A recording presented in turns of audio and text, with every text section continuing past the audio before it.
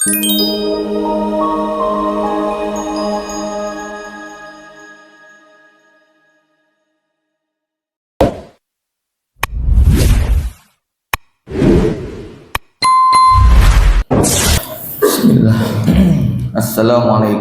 warahmatullahi wabarakatuh.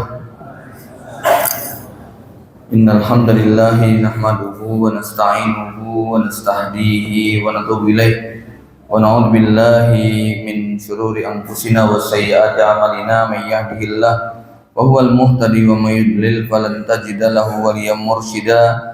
Asyhadu an la ilaha illallah wahdahu la syarikalah wa asyhadu anna Muhammadan abduhu wa rasuluhu la nabiyya wa la rasula ba'dah. Allahumma sholli ala Muhammadin wa ala Muhammad kama shallaita ala Ibrahim wa ala ali Ibrahim innaka Hamidum Majid. Usikum wa iyya nafsi bi taqwallah faqad fazal mu'minun muttaqun. Bapak Ibu jamaah salat Maghrib yang dirahmati Allah Subhanahu wa taala, alhamdulillah bersyukur pada Allah atas nikmat yang diberikan pada kita sehingga di malam ini kita dapat bermajlis kembali. Semoga Allah berikan limpahan rahmat, ampunan dan kasih-Nya untuk kita semua. Salawat dan salam semoga tercurah pada baginda Nabi Muhammad SAW, juga pada keluarga, kerabat, sahabat dan umatnya yang setia sampai kiamat. Semoga kita termasuk yang mendapatkan syafaatnya dan berhisab. Bapak Ibu jamaah yang dirahmati Allah, malam ini kita membahas dengan tema manusia bagaikan tambang. Manusia adalah barang tambang, dan ini berangkat dari sebuah hadis yang di dalamnya memuat banyak sekali hukum, hikmah dan pelajaran. Rasulullah SAW dalam hadis dari Abu Hurairah radhiyallahu anhu yang diriwayatkan oleh Imam Muslim bersabda, "An-nasu ma'adinu kama'adiniz zahabi wal fiddati. Khiyaruhum fil jahiliyah khiyaruhum fil Islam idza faqihu. Wal arwahu junudun mujannadah. Fama ta'arafa minha ihtalafa wa ma tanakara minha ihtalafa." Manusia itu ibarat barang tambang yang berharga, seperti tambang emas dan perak. Orang yang mulia, orang yang terpilih di zaman jahiliyah akan menjadi mulia juga ketika dia masuk Islam apabila dia berilmu. Ruh-ruh manusia ibarat pasukan yang dikumpulkan. Ia akan bersatu kalau serasi dan akan berselisih kalau tidak serasi. Ini hadis yang insya Allah tidak asing, cukup familiar, cukup populer, tapi barangkali dari sisi tafsir, dari sisi makna, ini yang belum digali secara mendalam. Padahal hadis ini bukan sekedar berbicara tentang karakter manusia, tetapi dia berbicara dalam banyak aspek dan dimensi. Nanti kita akan coba bedah dari berbagai macam perspektif dan sudut pandang, ya. Jemaah sekalian, ya. Pertama, Rasulullah SAW memberikan perumpamaan yang sangat mendalam, dan memang hadis-hadis perumpamaan ini sangat menarik untuk kita kaji, ya, karena di balik perumpamaan kita akan menemukan banyak sekali pelajaran dan hikmah, ya. Pertama, Nabi SAW menggambarkan manusia itu seperti barang tambang, lalu kemudian ditutup dengan al-arwahu junudun mujannadah. Ruh manusia bagaikan pasukan yang dihimpun, ya. Seakan-akan Nabi SAW memberikan isyarat, pahami, kenali tambang seseorang. Karena Nabi memberi contoh barang tambang itu emas dan perak, ya. Tapi ini bukan pembatasan, sebab barang tambang itu bukan cuma emas perak, ada minyak, ada pasir, ada batu, ada batu bara, ada nikel, ada berbagai macam barang tambang, logam maupun batu-batuan, ya. Nah, manusia ini digambarkan oleh Nabi SAW seperti benda-benda yang tersimpan di perut bumi, yang perlu ditambang dan digali supaya memberikan manfaat, ya. Nah, nanti kalau tambang ini sama, memiliki kandungan ataupun sifat yang sama, dia bisa menyatu. Kalau tidak sama, tidak bisa menyatu. Ya, mudahnya begini deh, ya. Kira-kira kalau batu sama pasir itu cocok mboten, Pak? Cocok, gitu kan. Tapi kalau nikel dicampur minyak, cocok mboten? Enggak cocok. Begitu nih, ya. Nah, manusia ternyata juga demikian. Iki karo iki nek temu mesti gelut, gitu kan? Ya. Tapi kalau ini sama ini, wah, mesti jadi, gitu kan? Ya. Ketuanya ini, wakilnya ini, bubar mesti. Nah, itu ada yang begitu, Pak, ya. Tapi ada kalau ketuanya ini, wakilnya ini mesti jalan. Nah, inilah makna al-arwahu junudun mujannadah. Baik, jamaah yang dirahmati Allah Subhanahu wa taala, pertama adalah Nabi menggambarkan manusia seperti barang tambang, bagaikan emas dan perak, ya. Maknanya apa? Manusia punya potensi yang ada di dalam dirinya. Memang dia lahir dalam keadaan tidak punya apa-apa, tetapi manusia lahir dengan membawa watak dan bawaan. Nah, di sini penting buat orang tua, Pak. Kalau saya mau kasih gambaran secara sederhana begini, anakku iki opo yo?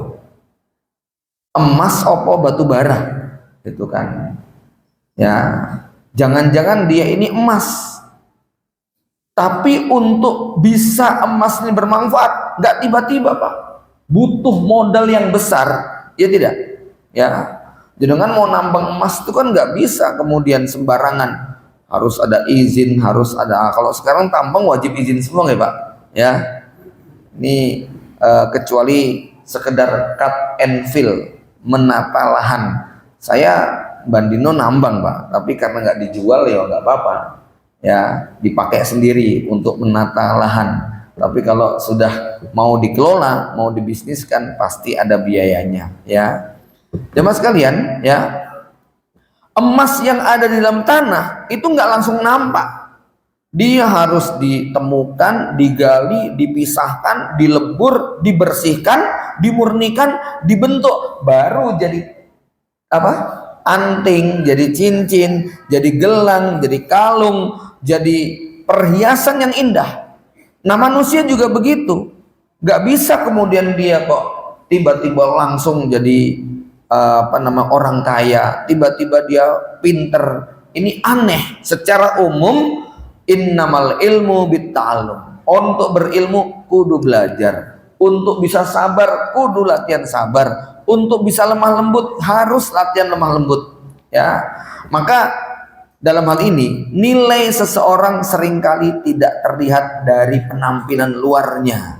Ya, jadi ini kalau kita ngelihat tambang ya Pak, ya, ceritanya belakang rumah saya itu tanah mau dibeli orang, ya, kemudian yang mau beli batal gara-gara wah elek, jeglok begitu, tanah mati begitu kan, ya, akhirnya nggak jadi dibeli karena yang beli maunya buat tempat parkir bus begitu kan. Iki modalnya gede. Nah, kita belilah, Pak. Subhanallah, ternyata dalamnya pasir semuanya. Begitu kan? Ya. Walhasil itu bangun entah berapa ratus meter persegi, ribu bahkan, ngecor jalan segitu banyak, itu semuanya pasir dari lokal. Nah, dengan ke pondok saya akan ngelihat bangunan itu ngecor jalan semuanya murni dari pasir yang ada di situ, ya. Nah, orang tadi ngelihat tanah jelek, tapi begitu digali ternyata pasir. Warna emas tambah nyesel gitu, Pak, ya. Nah, manusia itu begitu, kayaknya penampilannya demikian, ternyata jadi ya, ada santri kita yang penampilannya kayak orang nggak mitayani, tapi begitu bicara subhanallah, ya, itu profesor doktor geleng-geleng, kok enek wong sepinter ini gitu kan, ya. Penampilannya nggak meyakinkan. Sama orang itu begitu diuji, begitu diproses, ternyata dia seorang pemberani, ternyata dia orang yang sangat jujur, ternyata dia setia, ternyata dia orang yang rela berkorban, orangnya teguh pendirian dan sebagainya. Sebaliknya ada yang nampaknya mengkilap dari luar, begitu terkena tekanan kandungan tambangnya kelihatan, gitu kan ya. Wah, ketoke gagah, ternyata rene isine, gitu kan ya.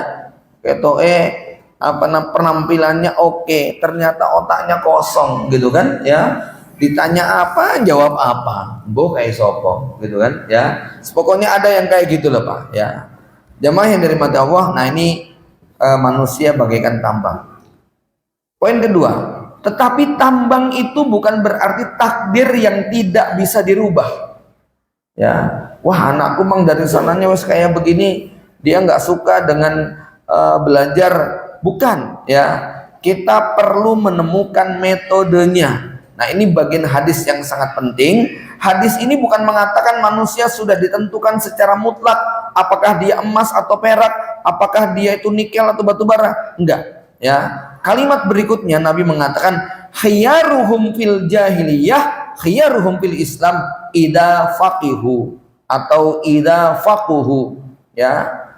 Orang yang terbaik, yang terpilih waktu jahiliyah itu adalah yang akan terpilih ketika nanti dia masuk Islam kalau dia paham ya. Jamaah sekalian, artinya potensi saja tidak cukup ya, maka dia harus memiliki pemahaman, memiliki ilmu. Lihat ya, orang-orang yang di zaman jahiliyah itu terpilih kalau dia paham, maka ketika Islam datang dia jadi orang hebat.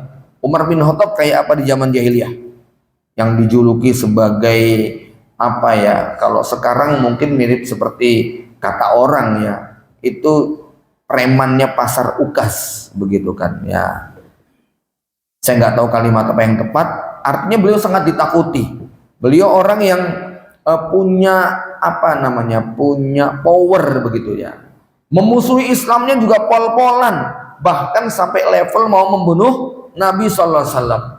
Bahkan sampai menyiksa adiknya sendiri. Tapi begitu hidayah datang, pemahamannya begitu kuat, maka di Islam beliau punya kedudukan yang sangat tinggi. Khalid bin Walid radhiyallahu anhu itu kan masuk Islamnya belakangan ya. Masuk Islamnya belakangan, beliau orang hebat, jenderal terkuat. Ketika masuk Islam itu Nabi nanyanya apa? Otakmu selama ini kemana ya Khalid, gitu ya. Kok baru sekarang masuk Islam, gitu kan ya. Khalid kemudian mengatakan, kami memang terpukau dengan narasi-narasi para petinggi Quraisy. Kami menyangka mereka orang hebat. Nah, begitu Khalid masuk Islam, makin cerdas otaknya, maka beliau mendapat gelar yang istimewa, pedang di antara pedang-pedang Allah ya. Maka jamaah yang dirahmati Allah, tidak cukup hanya dengan potensi.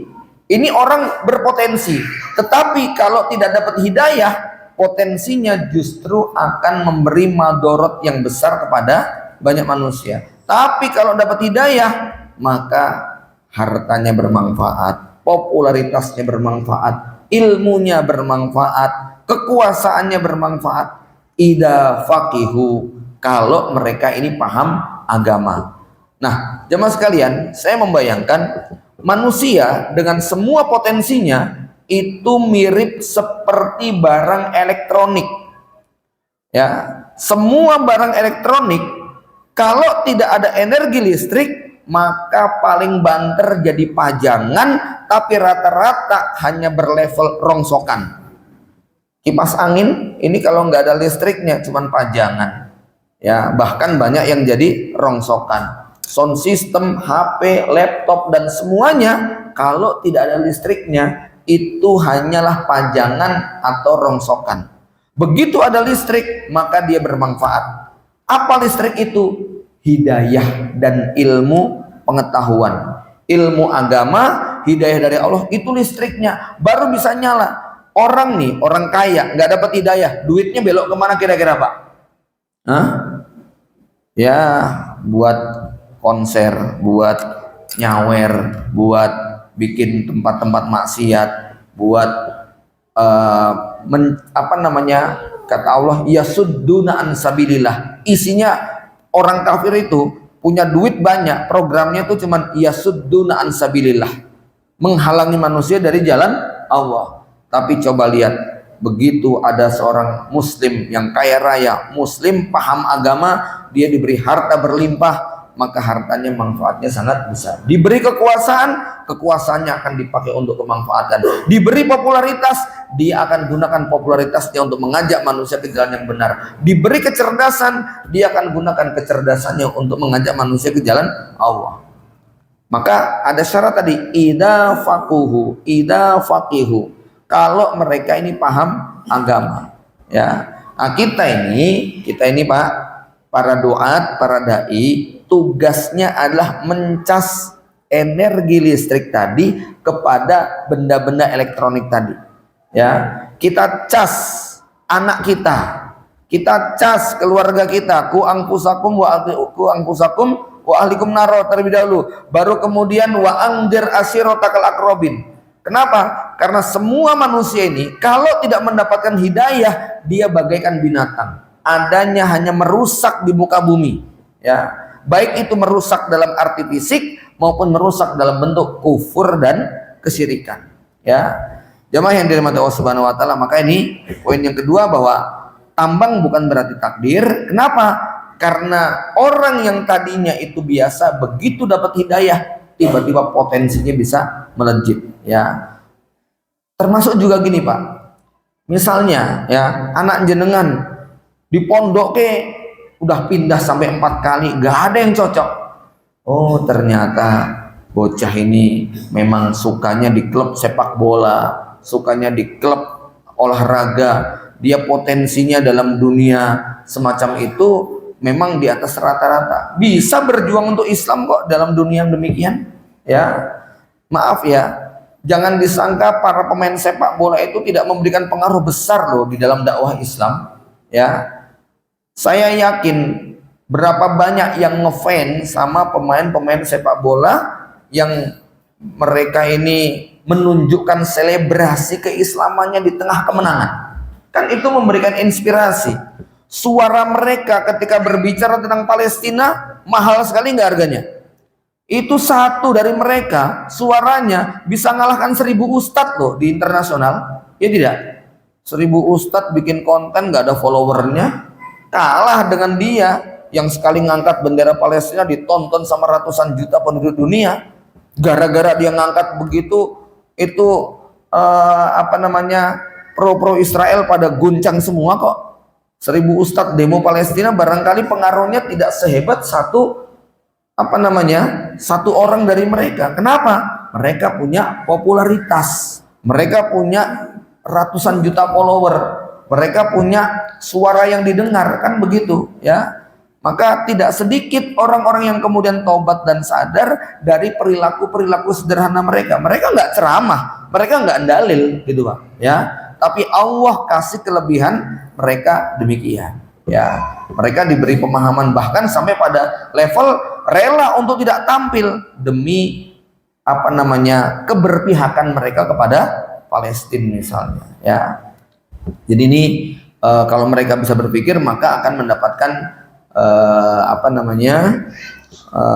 kebaikan, ya. Kemudian yang ketiga, kenapa Rasul kok menyebutkan cuman emas dan perak? Sekali lagi ini bukan batasan. Emas dan perak ini adalah logam yang nilai intristik dan ekstrinsiknya seimbang, ya. Kalau duit itu kan nilai ekstrinsiknya Pak yang tinggi, dia itu berharga karena ada yang menetapkan bahwa ini berharga, ada kekuatan dan kekuasaan yang menganggap ini bernilai. Kalau nggak ada, dia nggak bernilai, ya. 05 sama 01 itu nggak ada bedanya, beratnya sama, lebarnya sama, biaya kertasnya sama, kan begitu. Dia itu bernilai bukan karena bendanya. Beda dengan emas, ada penguasa nggak ada penguasa, ada kebijakan nggak ada kebijakan, ada keputusan nggak ada keputusan. Emas tetap bernilai dari zaman Nabi Adam sampai kiamat. Mau ganti rejim seperti apapun, emas tetap emas. Apa maknanya? Ya, seorang mukmin ini harus memiliki jiwa emas, ya.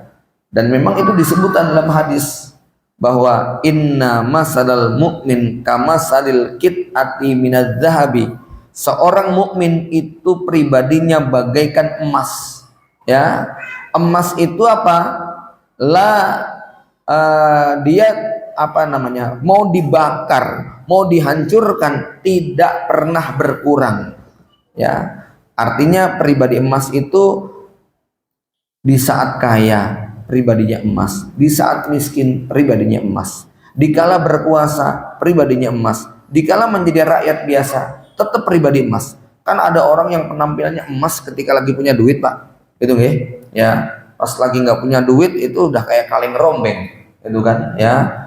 Jadi beban orang dan sebagainya, menjadi penjilat, menjadi orang-orang. Nah, pribadi emas nggak demikian. Mau kaya, mau miskin, mau sehat, mau sakit, mau berkuasa, mau jadi rakyat biasa, tetap pribadinya emas, ya. Kan ada yang pribadinya emas waktu kampanye saja, itu kan, ya. Begitu terpilih, ya, dipanggil mas nggak nengok, gitu ya. Jamaah yang dirahmati Allah Subhanahu Wa Taala, maka ini adalah barang tambang yang nilainya paling tinggi, yaitu emas dan perak, ya. Jamaah yang dirahmati Allah, emas itu walaupun dicemplungkan ke dalam comberan yang bau busuk, ya, tetap buat rebutan, ya tidak, ya. Kalau orang tahu itu emas, gitu kan, maka tetap akan diselamatkan, akan dibuat rebutan orang, ya, walaupun berada di tempat yang kotor, bau, bahkan bernajis, ya. Sebaliknya, ya, kalau itu barang murahan, kaleng karatan, besi karatan, begitu kan, ya, mau dipajang di etalase yang disemprot dengan parfum harum, tetap orang tidak akan tertarik, gitu nih, ya. Kemudian yang berikutnya, ya, jamaah yang dirahmati Allah, hadis ini juga menjadi sangat relate dengan dunia pendidikan. Anak kita ini beda-beda. Mudahnya begini, tadi di awal sedikit saya singgung, ya. Jadi kalau anak kita ini kepribadiannya emas, maka cocoknya jadi perhiasan. Eman-eman kalau dia kemudian jadi pagar tanaman. Tapi kalau anak kita itu cuman pasir dan batu, maka jangan pernah merasa ini benda murahan. Anda lihat semua bangunan itu bahan dasarnya adalah pasir dan batu, ya, yang kemudian berdiri kokoh, gitu ya. Kalau pohon itu juga beda-beda, ada yang jati, ada yang sengon, begitu kan, ya. Kalau kualitas anak kita jati, kayaknya eman-eman. Kalau cuma buat pagar, dia cocok buat kusen, dia cocok buat pintu, dia cocok buat mebel. Tapi kalau kualitas anak kita mungkin cuma sengon begitu, ya, buat papan cor itu dibutuhkan, Bapak, ya. Artinya begini, ya, saya ingin mengajak bahwa kita perlu mensyukuri anak kita seperti apapun, jangan pernah berputus asa untuk mendoakan, ya. Karena tadi, ya, ibarat barang tambang, ada tambang yang dalam banget, gitu ya. Dengan itu untuk bisa mengeksplor barang tambang, Pak, kadang-kadang butuh biaya yang mahal. Wis dipondokke, wis dikursuske, wis dimodali, wis dikasih macem-macem, sampai kita itu A sampai Z urusan dia kita mikir, tapi kok ya ora dadi-dadi, ya, gitu ya. Nah, ini ibarat jenengan itu gali tambang itu, dia potensinya terpendam. Namanya terpendam itu ya angel loh, Pak, gitu kan, ya. Ini dia punya bakat yang terpendam. Bakatnya apa? Ya mbah jadi terpendam kok, gitu kan, ya. Kadang-kadang anak kita ada yang kayak gitu, Pak, ya. Tapi kalau kita sabar, ya, kita ngerti ilmunya, Masya Allah, begitu kita nemu, kita akan untung besar, ya.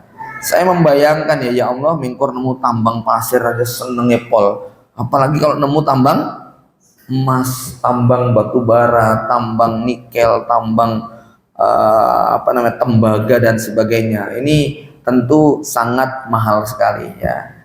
Maka setiap orang tua kudu ngerti potensi anak kita tadi, dia ini emas atau pasir atau batu atau apalah, ya. Semuanya kalau diletakkan pada tempatnya akan sangat bermanfaat, hatta kalau anak kita distabilitas, ya.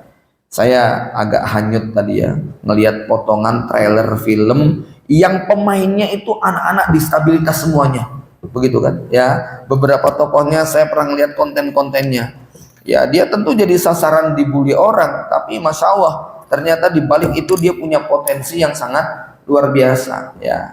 Maka tidak boleh ada alasan sama sekali untuk menelantarkan anak kita ya. Ini tugas kita ya. Memang ada yang begitu digali kok sudah langsung ketemu tuh ada, gitu kan ya. Gak sengaja mau bangun pondasi, begitu gali 1 meter loh kok enek emasnya, itu ya ada, gitu kan ya. Ternyata harta karun itu misalnya, ada yang kayak begitu ya.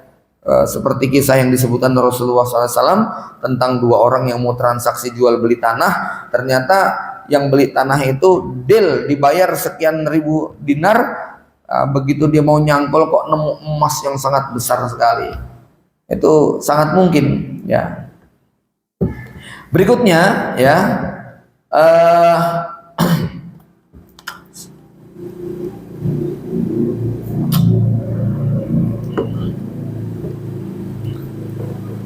Rasulullah kemudian mengatakan wal arwahu junudun mujannadah. Ruh manusia bagaikan pasukan yang dihimpun. Jadi setelah Nabi menggambarkan manusia itu seperti barang tambang, ini kan berbicara ini ya, berbicara lahiriahnya ya, berbicara yang sifatnya nampak ya.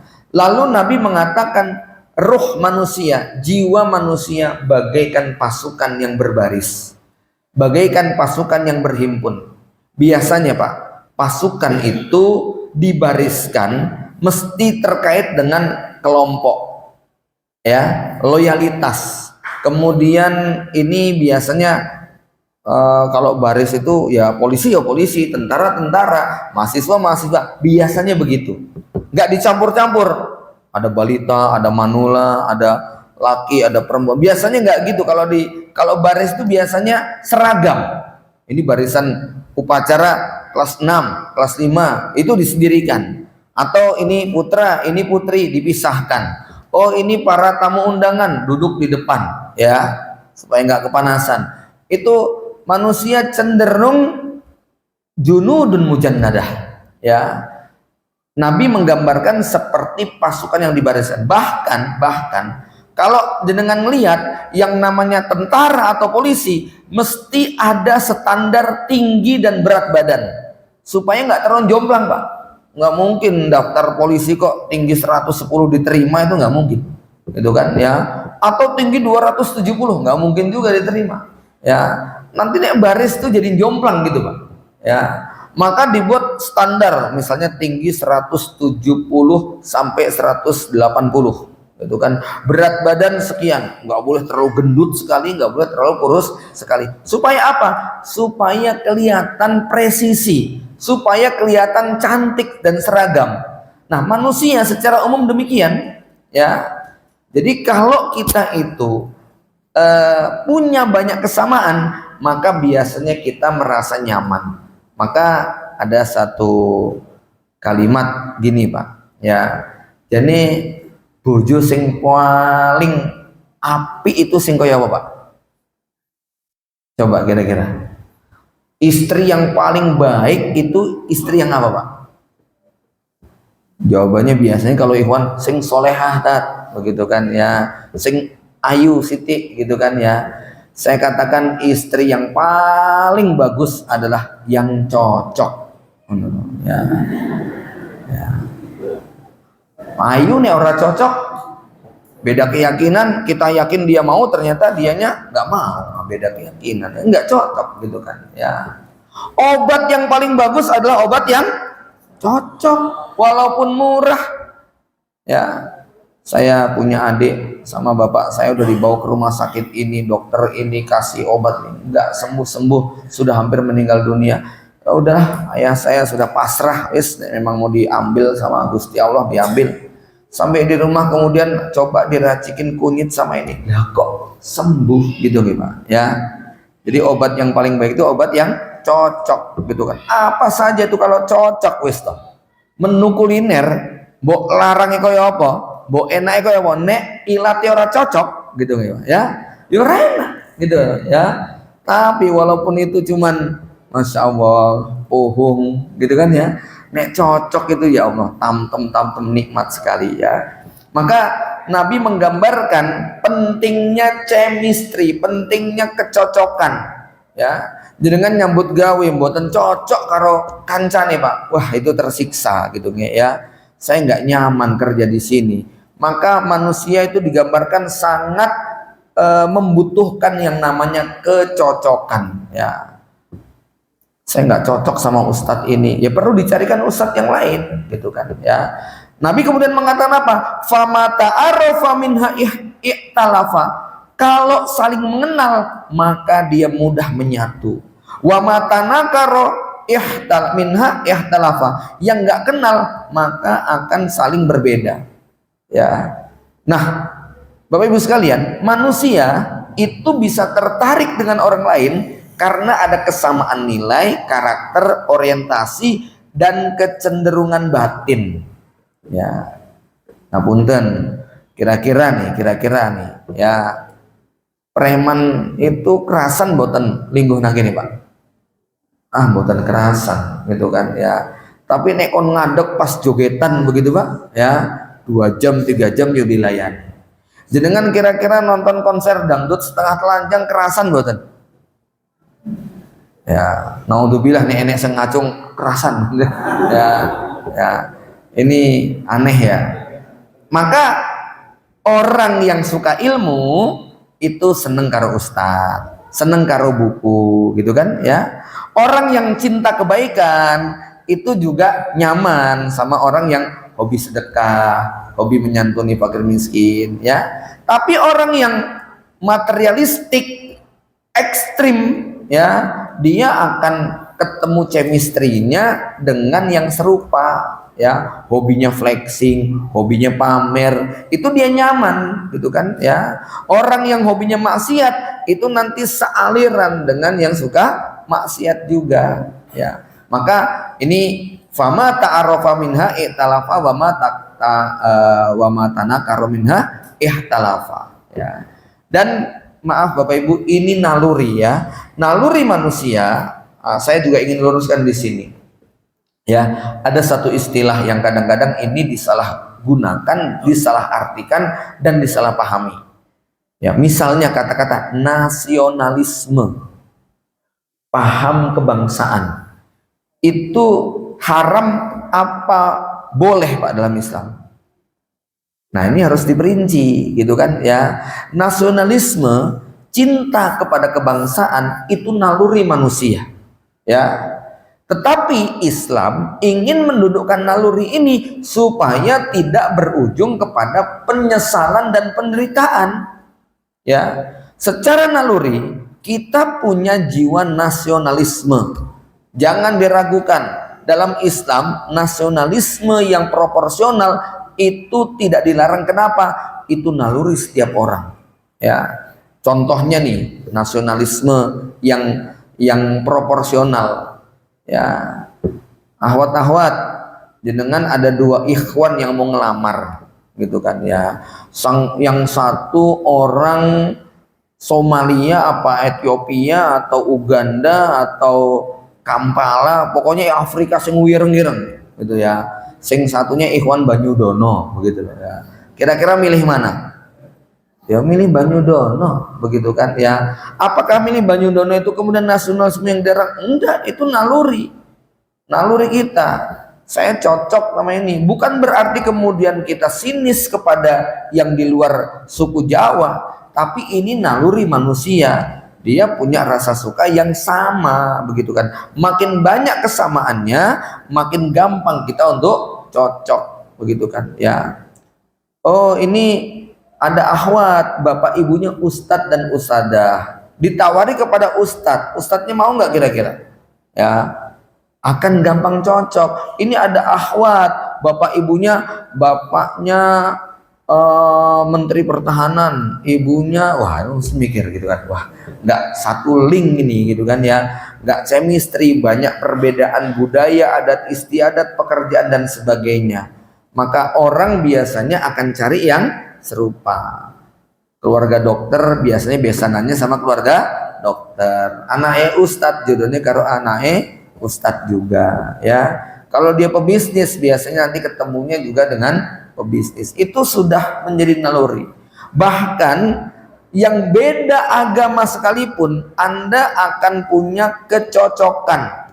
Contoh, Anda jalan-jalan ke luar negeri, ke Cina atau ke Skandinavia sana lah ya, bahasanya dengan betul-betul nggak paham.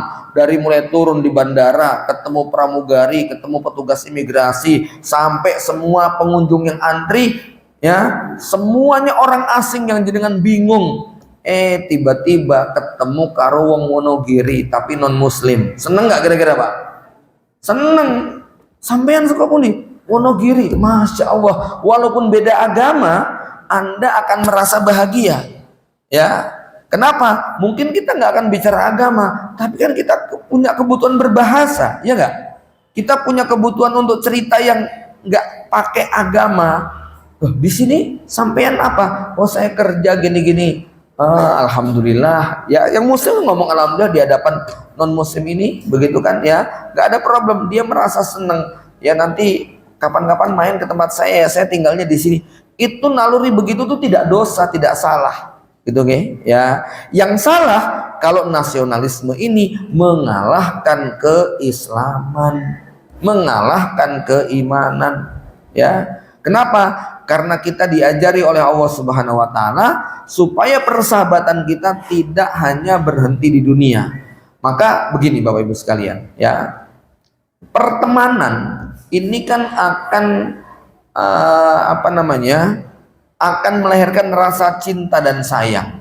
Jadi kalau kita berteman karena satu profesi, karena satu hobi, karena satu bendera, partai, kelompok, dan apapun, secara normatif tidak salah. Antum suka dengan komunitas jogging pagi, antum suka dengan komunitas pecinta burung atau pecinta ikan hias, Anda punya perkumpulan dengan sesama pecinta motor gede misalnya, ya.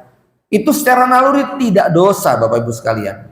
Tetapi kalau pertemanan itu mengalahkan hubungan Anda dengan Allah Subhanahu wa taala, ya, maka ini baru pertemanan yang akan membahayakan. Dan Allah kemudian mengatakan apa? Al-akhillau yawma idzin ba'duhum li ba'din aduwwun illal muttaqin. Dua orang yang saling mengasihi dan mencintai besok di hari kiamat akan memusuhi, kecuali kalau hubungan mereka dibangun di atas ketakwaan. Jadi begini ya, hadis ini jangan berhenti pada al-arwah junudun mujannadah. Ini kan netral. Artinya apa? Ya memang orang fasik senang sama orang fasik. Ya orang mukmin senang sama orang mukmin. Ini kan kalimat normatif, tapi perlu dipertegas dan diikat dengan ayat al-akhillau yauma idzin ba'duhum li ba'din ilal muttaqin. Artinya apa? Jangan sampai ada anak kita, ya, anak kita yang dia mentang-mentang aku ini nggak cocok dengan ustadz pondok tuh nggak cocok. Terus dia cocoknya apa? Nongkrong sama preman, nongkrong sama pemabuk, pejudi dan sebagainya. Saya lebih nyaman ngobrol sama orang yang nggak sok agamis begitu kan? Ya itu naluri yang harus diikat dengan ini. Hati-hati, pertemanan kamu di dunia itu akan berakhir dengan kematian, tetapi di akhirat akan berlanjut dengan pertanggungjawaban. Macam kayak gitu. Sebagaimana ada pertemanan di dunia yang besok menyelamatkan nasib kita di akhirat, ada pertemanan di dunia yang besok menjerumuskan kita ke dalam neraka. Maka jangan sekedar menuruti naluri, aku chemistry-nya sama ini, aku cocoknya sama ini. Jangan begitu. Kenapa? Kita bisa paksakan hati kita, kita bisa seret nafsu kita untuk kemudian tidak sekedar apa? Sing penting aku cocok. Enggak, ya. Maka jamaah yang dirahmati Allah Subhanahu wa taala, ya, di sini seorang mukmin tidak boleh berhenti hanya pada aku cocoknya sama dia. Tapi lihat apakah kecocokan kita dengan seseorang itu akan berdampak kepada kesengsaraan di akhirat. Maka ketika ada seorang sahabat, seorang mukmin yang dia cinta pada seorang wanita cantik jelita, tapi sayang dia musyrik. Ya, Bapak Ibu sekalian, ada nggak di antara umat Islam yang ketemu sama non Muslim, ya, atau seorang wanita muslimah ketemu sama seorang laki-laki Kristiani, terus ngobrol cocok? Ada nggak? Nyaman? Ada nggak? Ada. Jatuh cinta? Ada nggak? Ada. Ya. Apakah gara-gara cocok, kemudian chemistry, kemudian cinta, kemudian mereka akhirnya pengen terus bersatu? Kayak begitu? Ya. Oh enggak. Ada ikatan keimanan. Ya. Bahwa kamu nanti akan terseret agama kamu. Maka Allah kemudian mengatakan, wala abdun mu'minun khairum mim musyrikin walau a'jabakum. Seorang budak kalau dia beriman itu lebih baik daripada seorang musyrik walaupun ganteng, kaya raya, populer. Wala amatun mu'minah, seorang budak wanita hitam tapi dia beriman, khairun min musyrikatin walau a'jabatkum, lebih baik daripada kamu memilih wanita cantik jelita, kaya raya tapi dia musyrik kepada Allah Subhanahu wa taala. Ya. Allah kemudian jelaskan lagi, ulaika yad'una ilan nar, orang-orang itu akan mengajak kamu ke neraka, ya, dan Allah mengajak kamu ke dalam surga dan ridhonya. Ya, jemaah sekalian, ya. Kemudian di sini ada pelajaran penting lagi terkait dengan para orang tua dan pendidik, ya. Jangan hanya bertanya kepada anak kita, kamu belajar apa di sana, tapi tanya juga teman-teman kamu tuh siapa saja. Ya, di antara kurikulum pendidikan ada satu kurikulum yang tidak tertulis atau disebut hidden kurikulum, kurikulum yang tersembunyi. Apa itu? Temannya siapa, seniornya siapa, budaya lembaga di situ bagaimana, bahasa sehari-hari komunikasi yang digunakan itu apa yang suka dipuji, apa yang suka ditertawakan, siapa yang dianggap keren, siapa yang dianggap pecundang. Itu kan nggak ada dalam kurikulum pelajaran nih Pak, tapi itu ada dalam pergaulan. Maka nilai-nilai, ya, oh dikatakan keren kalau tampil kayak Korea, ya, oh dikatakan deso kuno kalau kemudian nggak punya HP, nggak kenal dunia artis dan sebagainya. Akan diketawakan kalau suka ngaji dan dikit-dikit istighfar. Akan disanjung dan dipuji kalau bisa mengeluarkan sumpah serapah dan kata-kata konyol dan kotor. Nah, kalau kemudian pertemanannya demikian, ini adalah akan berdampak negatif kepada anak kita. Ya. Kemudian hadis ini juga memberikan prinsip dalam memilih pasangan hidup. Ini menarik ya Bapak Ibu sekalian. Ya. Karena tadi Nabi mengatakan kalau serasi akan cocok, kalau tidak serasi akan berontak. Ya. Dan ternyata ini penting sekali Pak. Ya. Cocok tidak cocok bukan tentang baik dan tidak baik. Jangan sampai punya pikiran kalau orang tidak cocok dengan saya, wah berarti dia tidak cinta kepada kebaikan. Berarti tuh yang benci saya itu cuma orang jahat. Oh enggak, kita bisa kok nggak suka sama seseorang tanpa alasan, boleh kok Pak, gitu ya. Jadi jangan disangka kalau saya nggak suka dengan Anda, lalu kemudian saya salah atau Anda yang benar. Belum tentu. Ya nggak suka, nggak apa-apa. Karena manusia tadi punya kecenderungan, gitu kan, ya. Saya nggak cocok aja. Jadi kalau ketika saya nggak cocok kerja sama dia, bukan berarti dia itu jelek, bukan berarti dia salah, enggak. Ini masalah hati, masalah rasa. Nggak perlu kemudian kamu kenapa? Kamu tuh harus suka. Oh enggak, ya. Saya bisa suka dan tidak suka tanpa alasan. Itu hak segala bangsa, gitu ya. Ya, maksudnya ini kaitannya dengan masalah chemistry, tapi tidak boleh kemudian memvonis, begitu kan? Ya. Ini sekaligus jemaah sekalian, ya, biar hati kita tuh lapang kalau ada orang yang nggak suka sama kita, ada orang nggak nyaman sama kita, itu hak dia. Nggak perlu kita merasa, wah kenapa ya, kenapa kok dia nggak mau deket saya? Kenapa? Ya biar saja, wong orang nggak mau dekat sama kita, saya kadang-kadang harus begini Bapak Ibu. Ini penting kita menasihati anak-anak kita. Ya, nah kalau ada orang yang nggak mau deketin kamu, ya itu yang masalah dia atau kamu? Ya masalah dia. Ya sudah, itu masalah dia.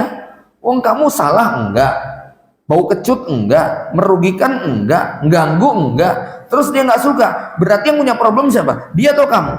Ya dia, karena dia punya problem, nggak usah kamu kemudian sedih pusing sendiri. Wong itu bukan masalah kamu kok, itu masalah dia, ya kan?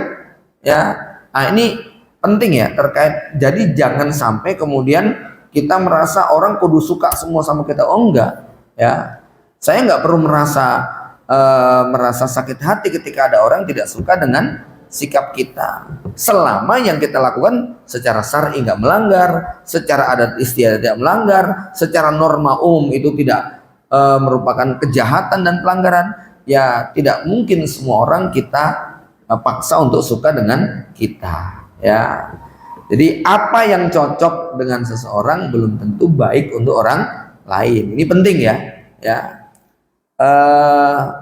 Dalam rumah tangga itu ada yang namanya visi misi. Nah masing-masing orang itu visi misinya berbeda. Termasuk maaf ya. Nanti suami istri itu ada loh yang suami sukanya ngisi pengajian ustadz ini, istri senengnya ustadz ini, gitu kan. Suami itu nggak suka istrinya banyak ngikuti konten begini-begini, gitu kan ya. Kadang-kadang tanpa alasan, gitu kan ya. Istri nggak suka suaminya ngikuti pengajian ustadz nih, kadang-kadang tanpa alasan.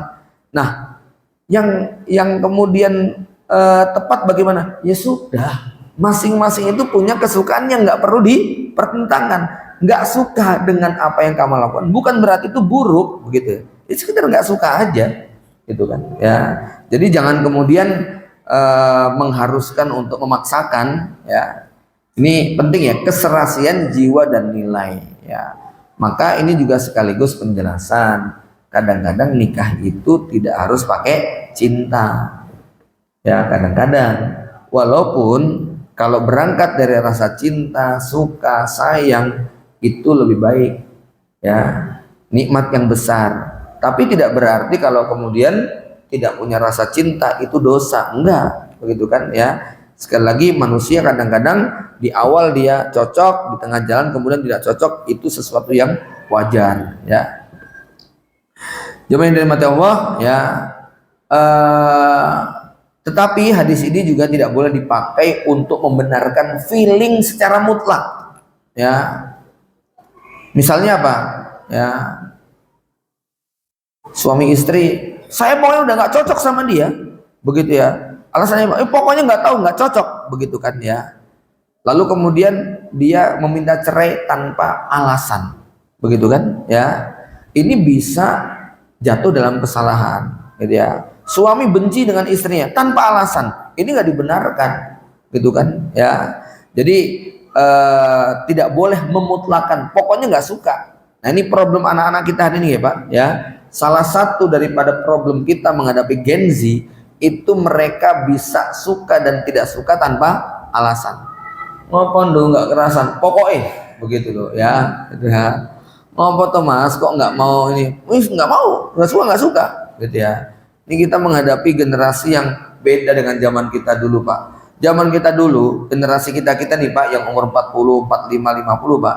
Itu dulu waktu SD, waktu SMP, waktu SMA diajari sebuah prinsip. Kalau dia bisa, kenapa kita tidak? Kan gitu ya Pak ya. Ini anak kita nggak gitu Pak. Kalau dia bisa, kenapa harus saya? Gitu ya. Malah ngono Pak, gitu loh ya. Ya. Jadi, wah mumet nih ngadepi yang kayak begini ya. Ya. Kalau kamu bisa, ya udah kamu aja, jangan saya gitu. No, insan saya. Ini mereka suka punya pendapat tanpa alasan yang logis gitu ya. Jemaah yang dirahmati Allah Subhanahu wa taala, ya. Jadi singkat cerita bahwa ini hadis sebetulnya memuat banyak sekali pesan-pesan, tapi secara umum saya ringkas begini. Pertama, ketika Nabi mengatakan al-arwahu an-nasu kal ma'adin, an-nas kal ma'adin zahabi wal fiddah, ya. An-nasu ma'adin ka ma'adiniz zahabi wal fiddah. Manusia itu bagaikan barang tambang, maknanya ya semua manusia punya kelebihan, punya potensi. Sebagai guru, sebagai orang tua, sebagai senior, kita harus sabar menghadapi siapa orang yang berada dekat kita. Kemudian al-arwahu junudun mujannadah memberikan sebuah isyarat bahwa penting sekali kecocokan dalam berbagai macam hal, karena ini akan sangat berpengaruh kepada kebaikan yang kita inginkan, ya. Maka mudah-mudahan kita termasuk al-arwah junudun mujannadah, bukan hanya di dunia tapi juga nanti di akhirat insyaallah. Demikian Bapak Ibu jamaah yang dirahmati Allah Subhanahu wa taala, kajian yang dapat saya sampaikan mudah-mudahan bermanfaat. Lebih kurangnya mohon maaf. Aku qouli hada. Assalamualaikum warahmatullahi wabarakatuh.